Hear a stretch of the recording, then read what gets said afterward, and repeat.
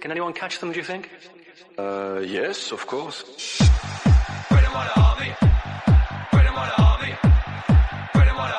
Yeah, unbelievable. We didn't expect that. Hi everyone, welcome to another episode of the Gooners podcast. So we've got Deepak back and Arun back.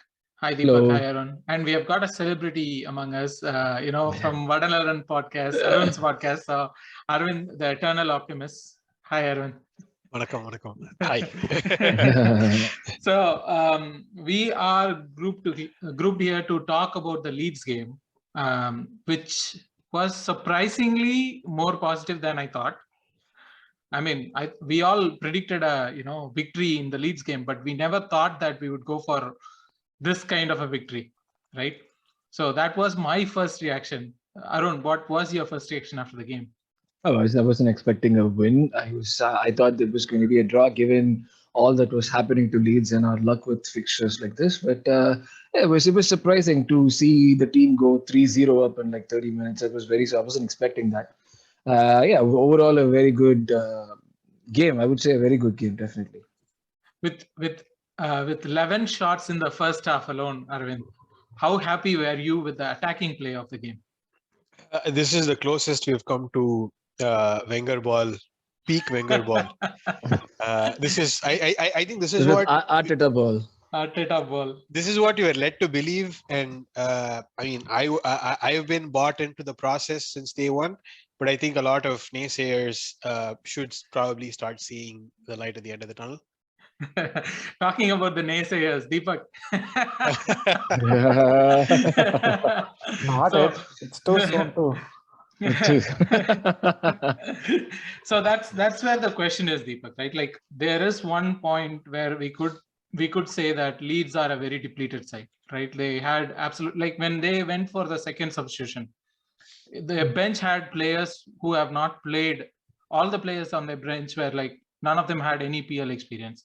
That's how depleted the Leeds side were, right? So is this something that, like, although this is kind of a record breaking where we said like, okay, 11 shots in the first half is the most that any team has had in the PL era, like once since Opta started keeping records and stuff. So talking about all those things, still this is a very depleted side. Do you see it as a progress, or do you see it as, yeah, it's another win? No, it is a kind of a progress. Even if it is a depleted side, we have seen in the past, we don't turn up like in games like these. Right? For example, take Everton, for example. They weren't at full strength, and we were expected to win against Everton. Even Everton had forgotten when they had won the last time, and we lost against them. And they have forgotten it back again. Yeah. So actually I predicted 2-2, right? So I wasn't expecting us to like win this game. Plus the starting 11 of Leeds were like had more experience than us. Just their bench didn't have any players. Doesn't mean that it was depleted. We can accept that. We have to accept that they didn't have many of their first team players. But still, like the way we turned up in the first half, it was really good to see. Mm-hmm. Interesting though, but Aravind, sticking to you about the starting 11, right? This starting 11 has been consistent in the past 4 games from Arteta, right? We have not seen that happen with Arteta for from all the time that he has been Arsenal manager. We have not seen him pick the same starting 11 over and over and over again. And seeing him do that, is this part of the reason why we performed that well? That the starting 11 has become like gelled. They know what the other players are going to do. Like we didn't have that in past, and that might have a say in things, how bad we were or how disjointed we were at times. Is this like the picking the constant starting 11 giving the team a boost? Oh, you're muted. You're on mute. I don't know if that's what Arteta is essentially going for. It's more of people in form, momentum. That is what is keeping players in the sides, especially when you don't have a lot of games to go around. Rotating means you're not playing for 2 weeks together. You're playing once in 2 weeks rather. So, but if you think about it, ESR did not start the last 2 games. He came off the bench, scored. I can genuinely make a case for anybody else who has come off the bench and put up a decent showing. So it goes more to a systematic scheme of play rather than just one group of 11 guys getting a start day in and day out. I think it's more towards how we play as a system.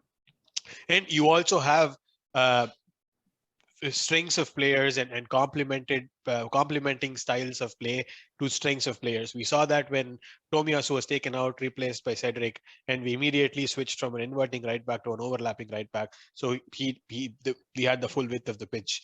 So these are some of the things that I think it's a combination of system and player strengths which augments very well. That is actually a very interesting point. Like right now with Lacazette in, Arun, right? Like this kind of a play is suiting him. He's kind of like, if you see the goal that what was the Saka's goal, I guess, right? That was the second goal that we scored, or third goal. Third goal we scored.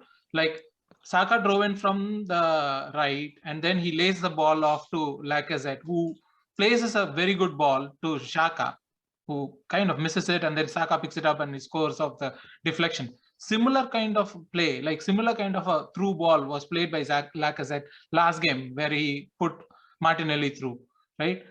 I know this is part of the process where like players play for extensions, contracts, transfers and stuff, but how much of it is also that this player suits this game? Like Aravind was mentioning that this is players' strengths and the system together working. It's mainly got to do with the system. The system demands someone play like that. Ideally, you would like that person to be able to score goals more freely as well. So the entire thing is not dependent on one person, but rather like bringing everyone together. That's the reason why, like Arvind said, once Cedric came in, Cedric's strength is not basically like cutting in, becoming like, an inverted forward. It's more about him being like an overlapping wing hugging wing back. So it's about like having the system and having a set of players who suit the system perfectly. So even if we do not have one person in there, right now we are having a problem of plenty, which is a really good problem to have, given how well people are performing with the limited chances that they get. So if we have this is where the thing about the system comes in place, because whether there's Martinelli or ESR on the left, both of them seem to be performing with the same, like to the same extent that we'd expect them to. It's not about like playing Martinelli as center forward, but like what I'm trying to say is that the problem or the good thing about, like I said, that we have right now is that he's able to bring people in, and ideally, like I said, that's what the system seems to be demanding of him, or not, or rather just of him, but of that position, I would say.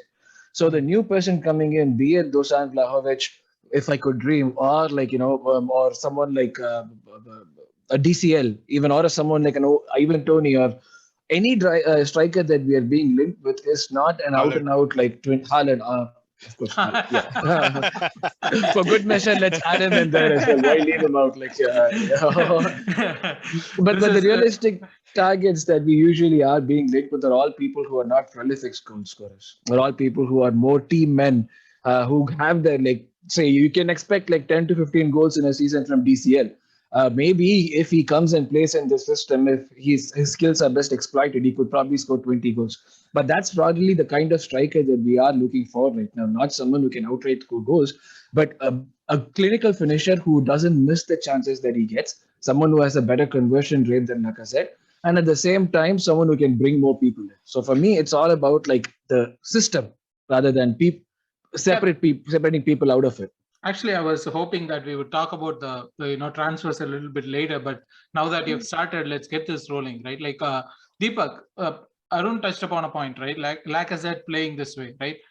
We could go into a market and buy a different striker, or the other side is we do have Lacazette for the rest of the 6 months, wait it out and buy a player in the summer, right? In either case, this is all with the assumption that our wingers and our midfielders would continue scoring. Like right now, Lacazette is not scoring. Lacazette is, or Aubameyang, or any of the striker is not bringing that goals in. we are being held by our wingers who are doing the job, who are scoring the goals game in and game out, or our midfielder in the case of Odegaard, who is doing it, or Gabriel in some games where we do the set piece routine. So all this considered, are we looking for a striker right now? And if we are looking for a striker right now, what is the profile that we are looking for? I think it is someone who is similar to Lacazette. That is what we need actually. I don't think so. Any of the wingers except Saka we have doesn't dribble or take on players or get into the box. Martinelli is just a winger who just puts his head down, runs into the space and scores. He's not a dribbler or something. But he is but if you consider he has scored 3 goals, not like some 10 or 15 goals. No, not just that way, right? Like not quantitatively. What I'm saying is like Martinelli's shooting looks much more like it will work 90% of the time. When you consider that when you compare that with ESR's shot or Saka's shot, there is a higher sense of like Martinelli's shot being cleaner, being a striking, shooting person than ESR or Saka. ESR or Saka usually have a fluff shot, a deflected shot, or a tame shot. So in that case, for myself, I prefer that someone like Martinelli would continue scoring because of the confidence than ESR and Saka who would go on the same scoring rate. It has been always the case, right? When Giroud was there, Sanchez was scoring 20, 25 goals, and we were like still crying out for a proper striker who used to score goals. So it is always the balance you find in the team. So I still feel like a striker at this current situation, like at this age of football, not just need to be like a poacher. He has to bring all the players around him into the play so that they can improve the team like further. So that's the kind of player I would like look for. So who is that player who is available? I don't think so there is anyone in that mold right now. This Vlahovic is like completely, he is like kind of overrated for the price which they're asking for. He is not a player who is worth for 70 or 80 million for sure. Also, if that is the case, right, Aravind, picking your brains on this striker conundrum, right? We also have Aubameyang. We cannot just forget that we have Aubameyang in the mix, right? And if we are going for a striker, be it Dusan or DCL or whoever it is, Isaac, there have been a lot of names. Whoever it is, they are going to bring in they have to bring in something more than just being a striker, right? Because this is a very young team. You have to bring in that experience, or you have to bring in that leadership quality in the team, which Lacazette is doing right now. Right. And you can't just bring a person and expect them to be a leader, especially the kind of profiles we're targeting are 24 and younger. They are going to need, even if they come in guns blazing like how Tommy has done it, it's still going to be a while before they can effectively become leaders in the dressing room. And from that standpoint, you need the leadership presence, which is why I think Auba is not likely going to be sold. He has a path back to the team. And if we have to replace somebody like Lacazette, who's going to be winding down his contract at the end of the season, you have to, have an aberration from from the model that we have been accustomed to of late, and probably sign a person with a little more leadership skill, like what we did with Partey a year and a half ago. Interesting. Actually, you brought in a very interesting thought to my head. Like, we made 6 signings this summer, right? Out of which Ramsdale, Tomiyasu, White, who else? Nuno, Odegaard. Not the first teamers, right? Like Odegaard. These have become first teamers, and within a short period of time have slotted in perfectly. So we would need people to be able to do that more, right, Arun? Yes, anyone who comes in at this point in time is not going to be, say, like if we are getting a striker, like Aravind said, we are going to be probably looking for a striker with the skills who's more finished, but not like the leadership skills. So someone coming in is not going to probably have the same learning or be at the same spot in their careers as a Saka or a Niesa or a Martinelli. No, they're going to be there's definitely going to be someone more experienced. Even if we do get someone at the same experience level as these guys, there'll be another senior person coming in, because as much as I see Aubameyang being a part of this squad till the end of the season, that is all I see. I do not see him extending beyond that. The club will try some way to move him on in the summer, if not right now. So, which means that there would be an opportunity for another striker spot as well. Otherwise, we would just be going in with Balogun and the new striker at the beginning. So, I see in my head, I see two strikers coming in. One of them who's of the profile of, in the summer, not right now, because we are definitely going to be short in numbers with Aubameyang and, like I said, both gone. So in my, again, like I said, we'll leave us only with Balogun. Eddie is not extending, and we do not have another surplus strikers apart from, I think, Beirat. But Beirat too is not ready at all right now. Someone who probably would be ready in a couple of years. So my thinking is that Balogun's going to be there, and we're going to be getting two strikers, one of which is going to be like someone who's played a bit more, someone in the 24-25 range, probably costing 50 million or so, but it has scored goals and fits the same profile. Another one would be similar in age to Balogun, someone who's 20, 21. I'm thinking someone like a Jonathan David from there. 20, 21, scores like 17, 15 goals, has like the ability to improve and would be competition to Balogun, keep him on his toes more than being the second striker right now and helping the rating. So that's how I see this happening. Are we operating under the assumption that Eddie is also leaving? Eddie's gone, yeah. For me, Eddie, Abba, and like I said, all three are gone, which means that we need to get two more strikers at least. Oh.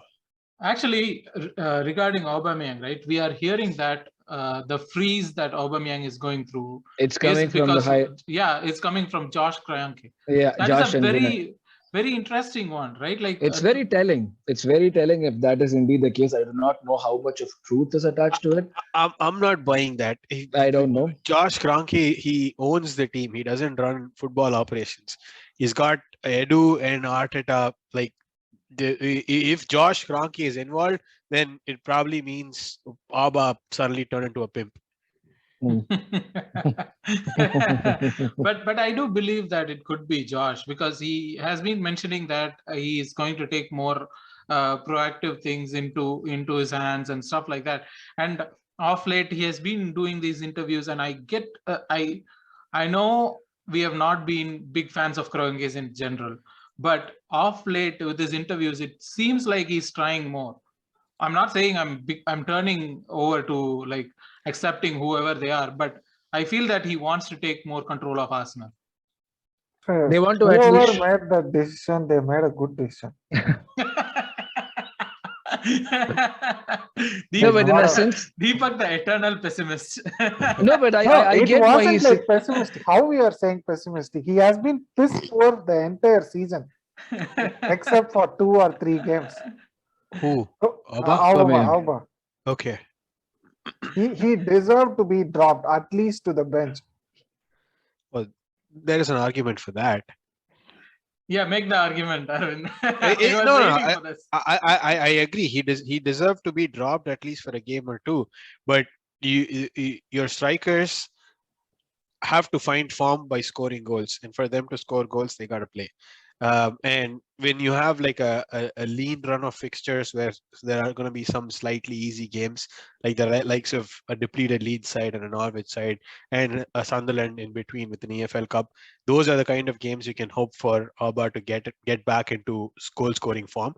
It wasn't meant to be for other reasons.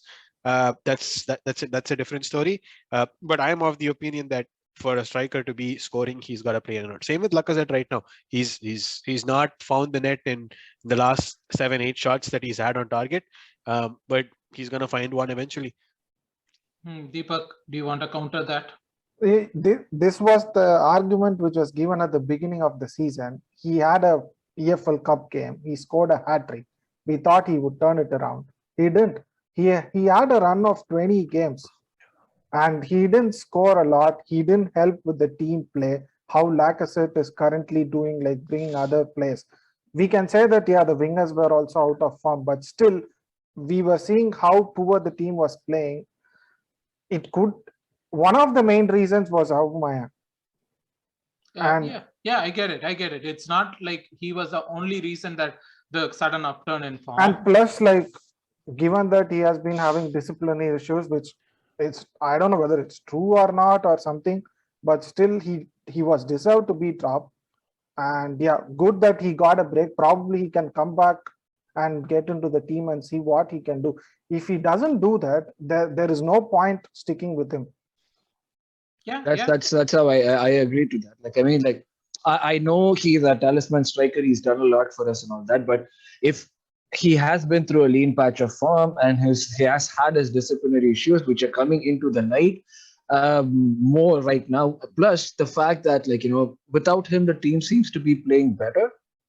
Like, he did do things that he did, but then, like, I think Suraj mentioned in one of the podcasts when he came in, those are the things that are expected out of a modern day striker right now. Those are normal things. You pressing and, like, you running behind, putting pressure, those are things that are normally expected. So out of those things, if we do have a Lacazette who can do that and still, like, be able to get at the end of balls in a much better way and bring more people in a much better way, I think there's no reason why we should be like why we should be too worried about Aubameyang not being here. Of course, he's like I said, he's a talisman, he's a superstar, but right now, I do not know if allowing him to train separately and not involving him till AFCON is the right way to go about things. But he needed to be reprimanded, however long that had to be, given the responsibility that he had.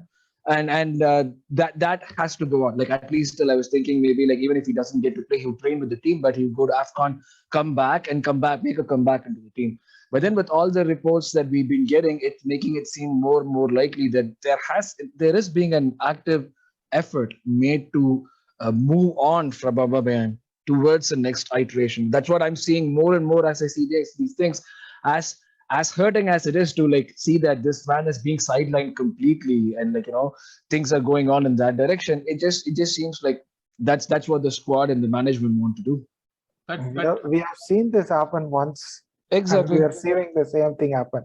Yeah. Like, third time, let it be lucky. Or there shouldn't be a third time. We shouldn't give someone. This should be the last time. Also, see, that was the problem. Like, the way he was given the contract extension, all the build-up and stuff, that magnified a lot of things on him. He was everything he did was being scrutinized. Scrutinized. It was a lot of was expected out of him. He was expected to continue the way he was doing when he won the FA Cup for us. Also, he's aging. We cannot expect the same output from him. But the way the 350k contract was given to him and all those videos and stuff, how he's going to sign and stuff, is like magnified everything, his form and things. Already, the moment you get something for 300,000 a week, you're already going to be under the scanner. Unless you have a team full of 300,000 per week. If you're the only one in the team with, like, socialist pay structure, you're definitely going to come under the scanner every single time. On top of that, add to the fact that you're not performing as much. What we saw was that, like, the fun part of Auba was slowly, like, disappearing. I don't know. The fun stuff, that could also be due to the fact that he wasn't scoring goals, there were no celebrations. And, like, so it was all like a combination of things, I felt. I mean, of course, the main learning from this to be like Deepak said, not do this again, not make a superstar out of someone just yet, like, keep people grounded, I guess. With Arsenal's luck, no, we might give another extension to, who could it Lacazette. be? Lacazette. The people that I could potentially see going into that is Lacazette, Partey, Xhaka got an extension, so he cannot be. So anyone else? No, we don't have, like, that kind of player, though, like, which is good. We all have, like, youngsters and stuff. Yeah. So it is better. But before we go, right, like, Aravind, just to touch upon the racism incident that happened, Rob Holding brought it forward. I mean, we have seen this happen, and even last game or the game before, Arsenal fans were accused of doing something wrong in one of the away stadiums. I don't remember which one was it. United United game. game. So this racism incident is one of the few that was brought forward in game. It was not like after the game we get to hear this. We saw that there was a stop in game, Rob Holding coming to the referees and making it aware and all those things. We completely hate anyone who is racist.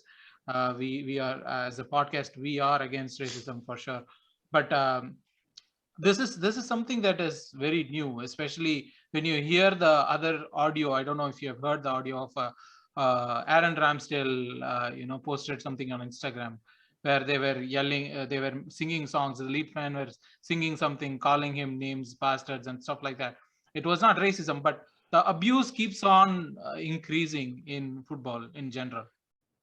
See, there is no place for that, and I think a lot of times, in people's minds or fans' minds, the sport transcends the fact that the folks playing the sport are still human, and that when those lines start to get blurry, that's when you start to have problems.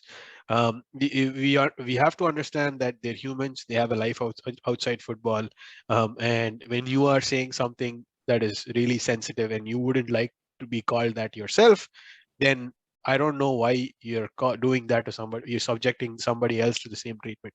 I think you should definitely rise above that, but unfortunately the world isn't there yet. In an ideal world we'll probably be there, but because we still have those bad factions.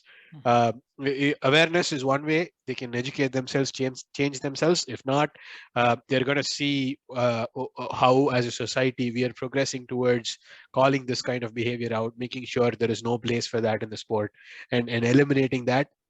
And if you call that cancel culture, so be it. You for the behavior that you're demonstrating, you ought to be cancelled. Absolutely, and it was great that Leeds, responded in the same way, that these people would be banned for life and all those things. So yeah, Just to add on to that, like I don't know if you guys saw in the Belgian league, Company was actually Yes. Was Vincent Company was racially abused, and like Lukaku had to come out and say stuff like, this is happening for a legend of Belgium. Like, probably I cannot think of a bigger player from Belgium who's achieved more. Maybe my footballing knowledge is limited, but the first name that comes to my head is Vincent Company. If he can be subjected to such stuff in his own home country, then like we can see the extent how deep rooted it is. Like it's really sad. Has to change at some point. And like we as fans are people who can actually make a change, and we should like strive to make a change about it. And talking about fans, Deepak, I don't know if you saw the Willian interview. He has mentioned that although like he came in with a lot of hope, he was positive and all those things. We could slate him for his non-performance and stuff. But one reason that he was mentioning in his interview was that the fan abuse that he was getting. We saw that again with Aaron Ramsdale. We have seen that a lot of times with the fan abuse in social media. Social media has made us closer to players, but it has also made us our dirty bits closer to players too. So I mean, I'm not defending Willian in any sense from a player's perspective, but he was a professional. He walked out of it. He could have stayed and earned whatever we were offering him, but he just cancelled. He tore his own contract and walked out, which was very thoroughly professional of him. Yeah, like well, that is like a different topic altogether. Like social media, we can talk a lot about that, but yeah, it the way like fans abused him in Twitter or whatever it is, it was bad. Like you can criticize. We are guilty of that too. We have never abused. We have never abused. Not abused. I mean, like, yeah, I understand what you mean, but like in terms of saying stuff about Willian, yeah, we said a lot of things about Willian. I mean, we have been critical things that we are not really proud of. Yeah. No, we have been critical of all players. Right now we are critical of Aubameyang, but being critical and being abusive is two different things. Being a fan, you could be critical of your players. Like when Deepak calls Aubameyang, like you have to perform, or when he used to call Xhaka about the call out Xhaka on these things. Now when Xhaka plays well, we are changing the tune. So that's not an abuse. Abuse is something different. That is calling out on players. Sorry, Deepak, we cut you off. Yeah, like he was like literally like racially abused multiple times. I have seen many tweets, even in the what was the news snippet which was shared in Twitter about Willian. You can go and see the comments like what they have put. Still, like they are going against him and shouting, "You deserve to be like slated in social media." I have seen a lot of comments like that. So, which is always there. Like social media has like it has kind of been a boon as well as like something people have taken it upon themselves saying I am just behind the keyboard, I can type whatever I want, no one is going to find. Yeah, So the yeah, power of that is- anonymity. Power of anonymity. If used right, it is a very, very good thing to have. But off late or whatever we have been mentioning, it's been used wrong in a lot of sense. So coming back to the game, right, Arun? So the goals were actually pretty good goals. Like if you talk about the Leeds game, more than the attacking and everything, the goals were actually beautiful goals. Apart from maybe the Saka goal was, you know, a bit of a luck with the ball falling to him and taking the deflection. But apart from that, every other goal was kind of constructed. You could see that that it is being developed organically, not like freaky goals. Everything that we did in the first half was organic. That was the best part to see because everything that we did, it was not like a stray pass falling to someone or it was a second ball that we somehow got by luck and we were building attacks from there. No, it was all pretty constructed. We knew what they were going to do. Again, like it was aided by the fact that they did not have a presence like, say a Calvin Phillips in the middle of the park. It definitely meant that we had a lot more space to play through the middle and bring a lot more people in. So for me, everything that we did in that first half was perfectly constructed. Like Aravind said in the beginning, this is probably the closest that even the manager and the team has come to playing what we think is going to be the process and what he wants to set up. This is what we'd like to ideally see every week. I know it's going to be very difficult because not every team is going to be playing like Leeds. Leeds have the structure of playing like no matter what the opposition is, they're going to be playing their way. And in that situation, when you do not have your best players, this is what ends up happening. So this is how we have to play. Now we'd like to see more of this against the stronger teams, like starting with the teams in between 10 to 15, and then make that 7 to 10, and then make like the top 6 teams as well. If we're able to put in these performances away from home, against these teams, at least for a start, teams from 6 to 20, that 7 to 20, that would be like a big progress for this team, and that's when we'll know that this is exactly what they want to do, and it's working well in that direction. Mm-hmm. And also like last game, Leeds went 7-0 against City, right? And still I felt that and I watched that game. I don't know if you guys watched that game. I watched that 7-0 game and City were brutal. Right, but still I felt our first half against Leeds was much more brutal than City. We could have gotten like 2 more goals in the first half itself. But Deepak, when we got back to the second half, we kind of started to manage the game instead of going in for more goals. That what a City does or what a Chelsea does. They go in for more goals, but we came in and we started managing it. We kind of cruised in, right? And that was kind of expected, right? Like I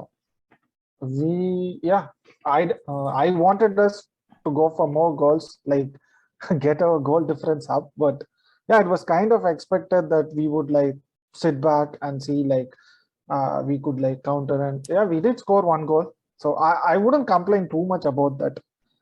We were 3-0 up and it was kind of expected. It's like human mentality. You are 3-0 up, okay, let's sit back and see. But for Arsenal, 3-0 up is not a great scoreline. If you remember the game itself, right? Xhaka's challenge that should have I don't know if should have been a red, but it would definitely be a yellow. Yeah, for sure it is an yellow. And of course. And he had another incident before that where the free kick where he was trying to stand on the ball and that thing. And even that challenge, after the challenge, he was smiling and the referee kind of reprimanded him, shut up. So it was kind of like, this is the part where I'm struggling with Xhaka, right? I can see that he has good things that he does. He brings to the team. He plays those clean things. He does the destructive things. He's more, and then he goes and does these kind of stupid things in every game. This game, we talked about Xhaka too much in this podcast. We know exactly what he's capable of and what he's good at and what he's bad at. We saw both in the Leeds game, a good side as well as the bad side. So we know what he exactly is. So we can just simply move on. but I'd agree. Yeah, I'd agree. I mean, like we know who Xhaka does. So. But again, I don't know if you guys saw that meme.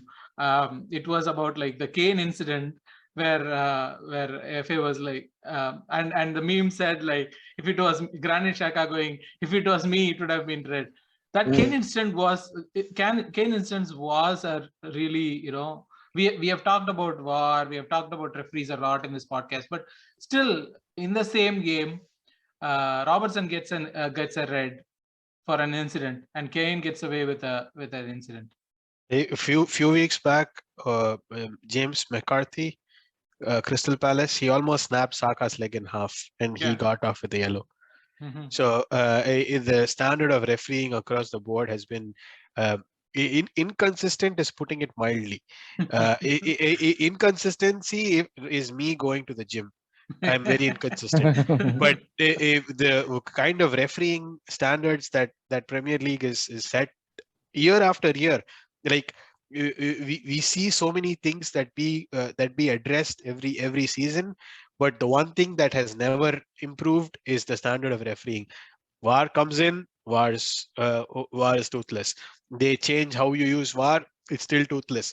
Like, what's the point? You might as well make it like a purge situation where people can just take a machete to everybody's necks. And I think the bigger part of it is, right, Kane gets away because he's English captain. And, of course. And if that is the case, we have so many English players. We should get someone to become the English captain so that we would get that side of things too. I don't think Saka has that in him.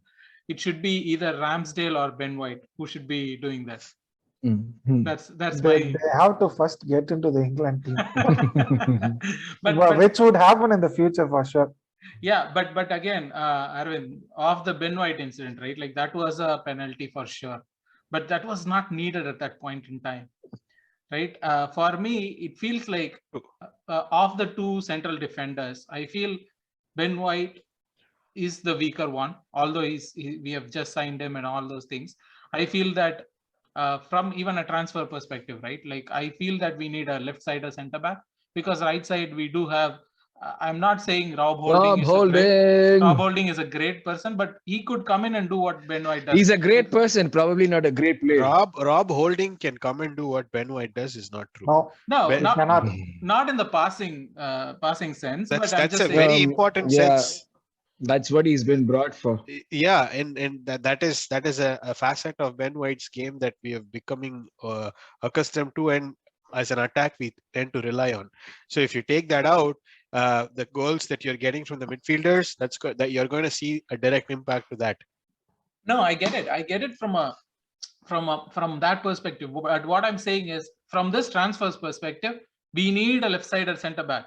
Mari cannot do even half of what Gabriel does, but Rob Holding could do half of what White does. See, that's the point. The other half is so important for us. Like the way he passes the ball to Saka or Martinelli, that gets us out of a lot of tight situations. How much ever flake Lewis used to get, that's what he was in the team for, and he did that properly. That's why we replaced him with Ben White, like exactly the same kind of player who has a great passing range. No, I get it. And he's just 23, and it was a reckless challenge. He would learn from it. That's it.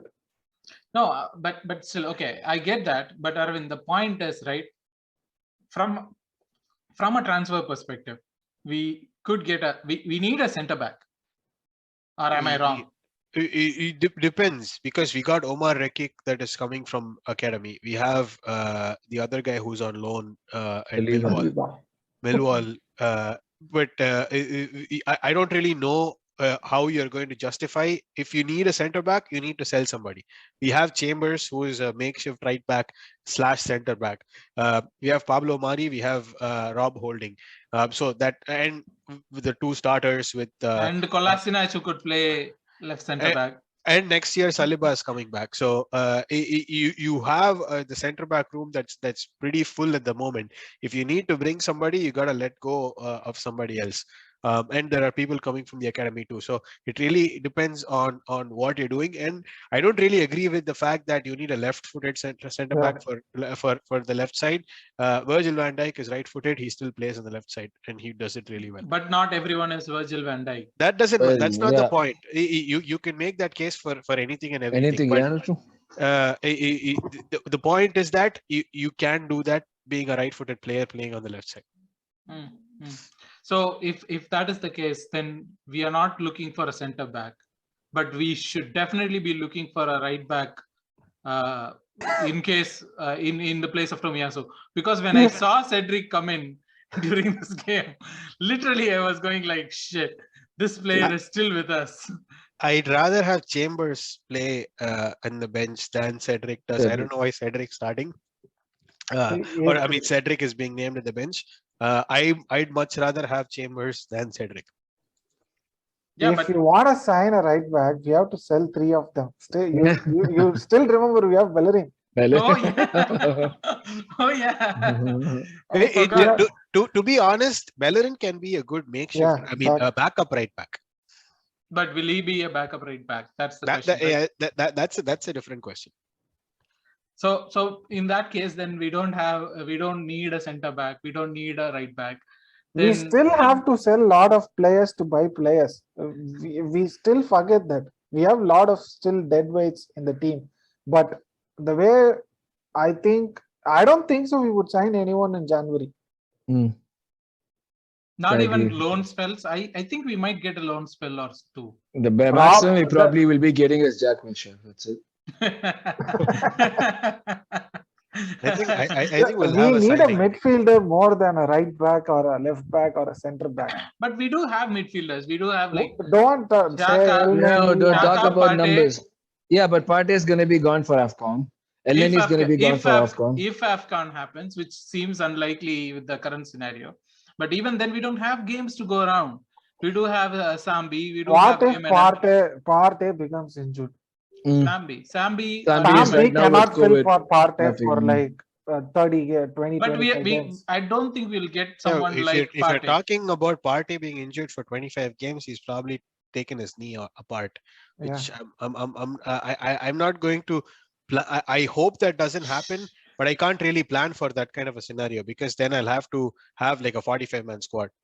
Now you could have a Man City where you could get like exact same replacement for each position and have or not just have people like Elneny that you have to rely upon. If we get there, I'm really happy, but I don't know how realistic that is. But we are not going to get there, get to Elneny around, right? Like the next would be Sambi and AMN and then Elneny. AMN has been banned from like for poor training. You think like he would be like starting? This is news to me. That's what they said. Some news I saw. AMN has been dropped because he wasn't training properly. Oh, this is news to me. And Sambi is down with COVID right now. So if he does come back after 2 weeks, he's not going to be the same player. We saw that with Gabriel. We saw that with the others too. So would I really want to rely on a Sambi Lokonga who is just coming back from COVID in case my party breaks his leg? No. But what will happen? That's what we're going to be doing. So even I said, this stupid guy Saka might get a red card again. You will never know. That's the thing. So like for me, like right now, though we do need a central midfielder, we'll just be left with Wilshere. Arsenal are about to finish the year in 4th place after a very long time, and all we can talk about is Xhaka getting a random red card sometime in the future. That's how scared we are, Aravind. No. That's how pessimistic we are. Scared is the fallacy that you hide behind. But no. I would say like this is because of the years of being disappointed by Arsenal. I mentioned that. So in the previous game. this was a topic we discussed yesterday too. But my question, I guess I'll bring it up again. At what point do you think, on what run if we go, will you be satisfied saying that this is not an aberration anymore? It's not about the run. We have to finish strongly this season and have to do that next So season. that is the run. Have to do it next season because that's how long we have been down the picking order. Yes, right? but that is the run I'm talking about. What sort of a run does Arsenal need to go on in order for the fans who are scared to believe that this is not an aberration anymore? Do that for 3 more years and then we will talk, because that's how long we have been out of top 4, top If 5 we and can put everything. in like performances like away at Leeds in every other game, or like most of our away games this season, I think that would be a good start. Okay, do you know what a scout does in football? Mm-hmm. He looks for potential. Yeah. You guys make absolutely horrible scouts. That's why we make we make YouTube videos and podcasts. So but anyways, so we'll stop the discussion on Leeds because we have talked about our attacking four like Martinelli, Odegaard, Saka and ESR a lot even in the previous game. So I'm not going to go back into that discussion to praise. We have been doing it, we will keep doing it. So let's talk about the upcoming game and finish it off as soon as possible. Sunderland in EFL Cup. I completely forgot that we had this game until I saw the fixtures. So the game's going to be like, the team's going to be all shuffled up. At least I hope it is. I see Leno starting in goal. Anyone see Ramsdale continuing or? No, Leno has to be Leno. Leno's back. Leno's back, and I think Gabriel would be given a rest. Gabriel and White both might be given a rest, and Holding and Mari might start. Mari is COVID. No, Mari is COVID. So Holding might start. Gabriel is given rest, that much I am sure, because I see that in Instagram he's still celebrating being, his wife being pregnant and all those things. So it might be. It will be White and Holding. I think we'll see Omar Rekik or Chambers get a start. I see, yeah. So that was my other idea, like Holding and Chambers starting as the centre back pair, and we can concede 25 goals and be happy. So Sunderland, it's Sunderland. Jesus, oh my! If you think about Holding and Chambers playing together, do you see clean sheets? I don't. I mean, 25 is an exaggeration, but I don't see clean sheets. It will be White and Holding. Leno blindfolded would not allow 25 goals. Yeah, I told you it's an exaggeration. So Nuno Tavares gets a left back, and right back would be Cedric. But the midfield is where I am. I think would be the thing. Oh, you guys are forgetting Kolasinac. He's in the team to see. He could probably be playing. No, he's out until January. Okay. Yeah, last international break, somebody broke his leg. Oh, that's true. Yeah, okay. And then in the midfield is where I'm very, very concerned about. Because it will be Elneny and Saka. Yeah, or Elneny and Ayman. I was hoping we could see someone from under 21s, under 23s. They probably be Arteta won't start anyone from under. He won't start anyone. He'll probably be Saka coming at 20. some point in time. But he's from under 21 team. He's talking. Saka has been playing for the first team for 3 years. 3 years now. Said Arteta won't start anybody under 21. No, from the under 21 team. I'm nitpicking. Go ahead. So again, I see number 10 as ESR. ESR might get the number 10, and front three would be. It will be Nketiah would be starting. Nketiah, Pepe, and I would like to see Balogun, yeah. Although we would like to see Balogun, are we going to see Balogun is the question. That's the thing. I don't know if we'll put such an inexperienced side out. We'll probably have 2 or 3. Xhaka would probably be there, yeah. You would still need that midfield, the leadership in the team somewhere. Xhaka would definitely start. I think it's going to be Xhaka Elneny, probably, yeah. So you think that way. Okay, so that's, I'm still struggling to find things to talk about that game. So let's go into the predictions, Deepak, I'll start with you. What are you predicting for the EFL game? 2-0. 2-0 to the Arsenal. Yeah. Aravind, what about you? 3-0. 3-0 to the Arsenal. Okay, yes. Arun. 2-1. No they're clean predicting sheet a win. No clean sheet again. Okay. Yeah, I mean, like it's a completely different team. The chemistry is different. Like, there's always a possibility of a mistake leading to a goal. And I'll give that right now. Like when you have a Holding when was the last time Holding played a competitive game fully? Like so when you have a team full of people who have not played in a long time, you cannot expect the same chemistry from like what the team players at Leeds put up, right? So there's definitely very likelihood of a mistake, and I expect that mistake to result in a goal.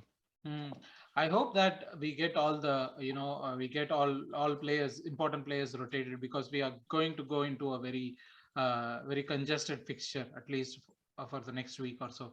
So I do feel that we would win the game and go on. I feel we will get a 3-1 victory. I'm not seeing a clean sheet like Arun said, but I see us scoring at least 3 goals. Thank you guys. Thank you for joining in, and happy to see you after the victory, I guess. Yeah. Let's go.